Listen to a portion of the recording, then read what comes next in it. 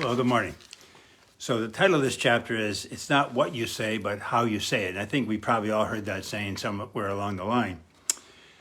Helen, who's writing this chapter, takes that idea to a whole new level.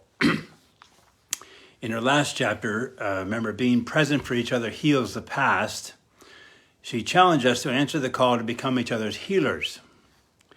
Now she goes on, she says, before we can take on all this healing, however, we have to learn a new way to talk. What's the old way? Well, it's what humans have been doing since the dawn of time.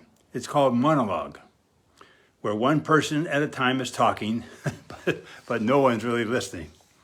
When couples do it, it's called parallel monologue. Two people talking, no one listening. Sound familiar? I'm sure we've all been guilty of that at one time or another. So where's she going with all this? Well, it's a basic skill we all use as Imago relationship therapists. It was called the Imago dialogue process. Now they're calling it the safe conversation process, but it's the same idea. And she says, our culture does not reward people for listening. So even during the best of times, our listening skills are pretty rusty. You know, we're rewarded for saying stuff, debating, answering questions, etc., but not so much for listening. Dialogue changes all that. The power struggle ruptures connection. Dialogue sustains and deepens connection. Dialogue is a structured way of talking and listening that builds connection between you and your partner. It's this connection that enables you to heal your childhood wounds. Now, I know I've used this for a long time, and I know it's a structured way of talking, communicating, and especially at the start, it'll feel awkward and contrived. But it's the structure that ensures safety. And remember what we said in the last chapter, healing happens only in a safe environment. Without safety, healing won't happen. And I've talked about this a lot, but it's a three-step process, mirroring, validating, empathy.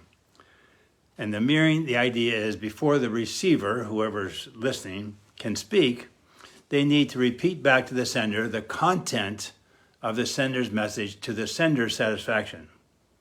Here's what I heard you say, did I get it?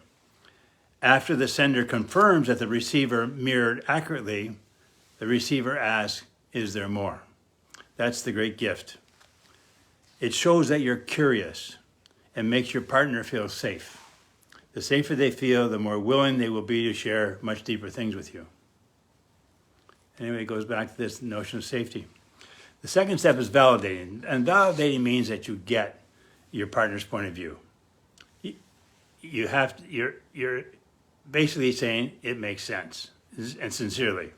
And if it doesn't, then you need more information. But basically, you're going to say, it makes sense, that's how you would see it, or that's what you would say.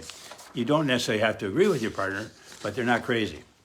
All right? And you have to acknowledge that they make sense from their perspective.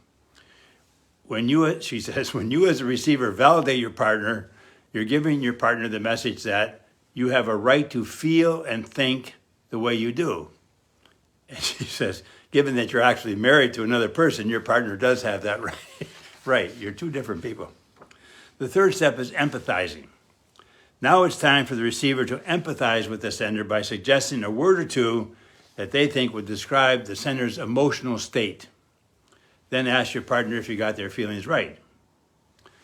You seem angry, is that right? No, I felt discouraged or disappointed or not heard or whatever. It makes such a difference when we experience ourselves being listened to with empathy rather than being judged. So this chapter is entitled, It's Not What You Say, But How You Say It. And the safe conversation process is the how. It's a great tool to have in your relationship toolbox, especially when there's a charge on an issue. Obviously, like any skill, it'll take practice, but the structure ensures that you'll be able to communicate with your partner in a safe way, and yet that you'll hear each other. So it's how you say it, not necessarily what you say. Mirroring is about establishing contact with your partner, validating creates connection, and empathizing moves you into communion. This is the act of transforming your relationship into a sacred space. Okay? So then next week we're going to look at next chapter, negativity negativity is invisible abuse. Negativity is invisible abuse. So again, we're saying a conscious relationship, no negativity. Okay, take care. Have a great week. Hope you had a great Victoria Day weekend, and I'll see you next week.